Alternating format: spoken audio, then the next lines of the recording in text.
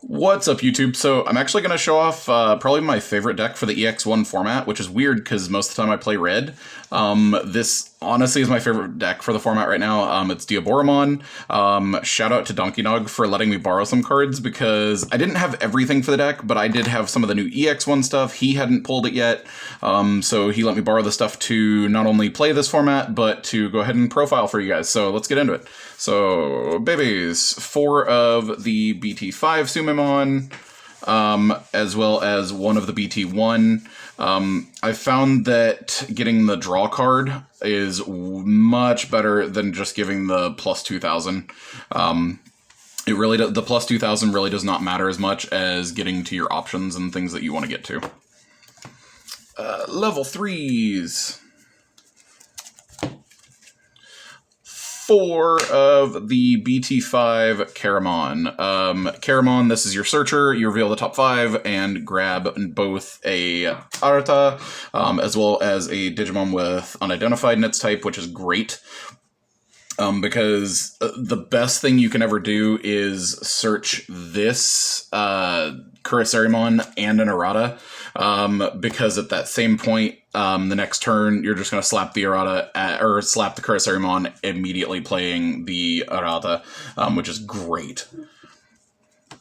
Then we have 4 of the new EX1 Caramon. For each other Digimon, this Digimon gains the plus 1,000.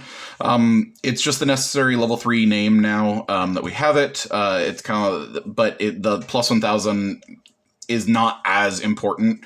It's just the fact that it's building up our lines with unidentified. And then 4 of the BT1 Caramon. This card's amazing. You play another Digimon, you draw a card. That's not once per turn. So, like, you play 7 tokens, you draw 7 cards. Card's amazing. Level 4s.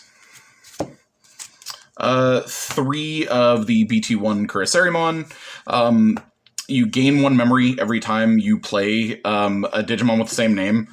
You can gain a ton of memory in 1 turn because of how much you can put Diaboromon tokens on the table. I gained like 7 memory 1 turn. Because these are not once per turn. It's so good. Just like I was talking about, 4 of the Kurisarimon that plays errata for free, as well as giving all of your tokens rush. Rush actually really matters. It's so good because if you've gained all that memory, you have this one under one Diaboromon, and then this Kurisarimon under another. You're gaining so much advantage because you play a ton of tokens, and then they all have rush, then you've gained a ton of memory. It's so good. And then we have 4 of the Dash Pack Kurisarimon. They now all have Decoy. All of your tokens gain Decoy, which means all of your big Diaboromon basically become protected at all points, other than, like, de-evolution. So it's so good. 2 BT5 Infamon. I have not had this one come up as much as I want it to, but early game, this can be decent. Like, if you haven't drawn any of your level 4s, go ahead and Evo into this, pass turn, then go ahead and get into your Diaboromon the following turn. It is what it is, because, like, it just does come up where, like, if you're not seeing your level 4 Kurisarimons, you want to get to your Diaboromons as fast as you can. Then we're playing 4 of this, the BT1 Infamon, rare Infamon. You're reducing the cost of your Diaboromon evolution by 1, which actually does matter. That 1 can matter a ton. And then 2 of the new EX1. His main effect when he's on the table really has not come up for me very much, where, like, when your opponent digivolves into a level 5 or higher, you gain a memory. Really doesn't come up a lot. But turning all of your tokens plus 2,000 higher, making them 5,000. I at one point had both of these under Diaboromons, and they were they were 7,000 tokens, and all of them had blocker because of the new EX1 Diaboromon. I had like 8 blockers on the table with Diaboromons and tokens that were all 7k blockers. It was fantastic. Then our level 6s. We've got 4 token generators. When you Evo, you gain a token for free. Plain and simple, super good. 1 of the BT1 super rare. When you attack, you generate a token, and then you can prevent its death by destroying another Diaboromon, basically protecting himself for continuous. Then we have the new EX1 Diaboromon, that insecurity, he generates token when he's hit, but you want to see him in deck, because you want to turn your stuff into blockers during your opponent's turn. Like, this card makes all of your tokens blockers, makes all of your Diaboromon blockers, including himself. The new EX1 Diaboromon is so good. If I really came down to the fact, I probably would drop one of the token generators for one more of this Diaboromon. One, I just didn't have one more EX1 Diaboromon, but two, it's kind of playstyle which you'd prefer. But I think after playing it as much as I have, I would prefer one more of the EX1 Diaboromon over the token generator. And then we are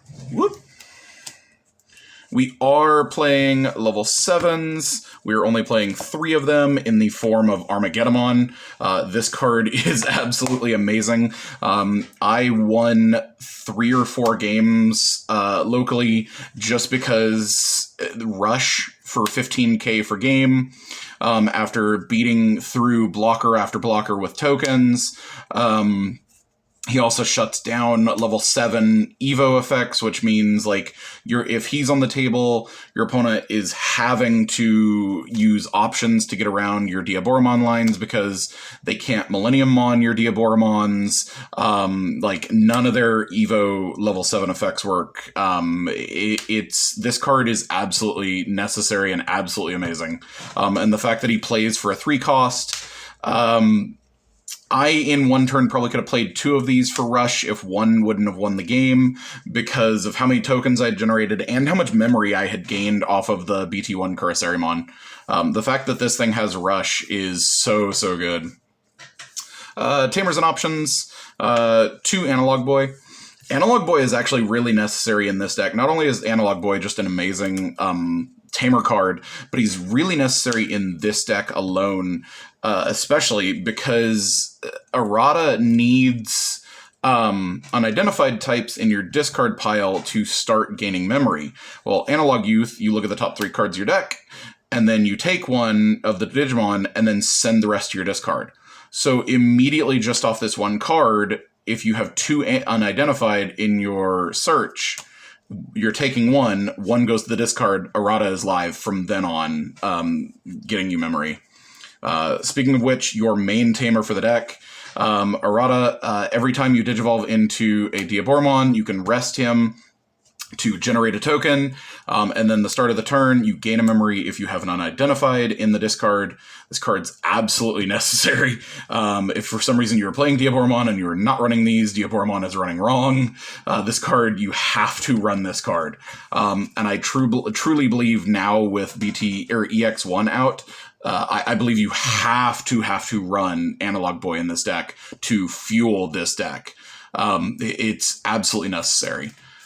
And I, one game, Evo'd had 3 errata live after an Analog Boy, had 3 of these live, and Evo'd into the Diaboromon that creates tokens, rested all 3, generated 4 tokens, gained all 4 memory back, Evo'd my other Inframon into the blocker, the one that turns them all to blockers.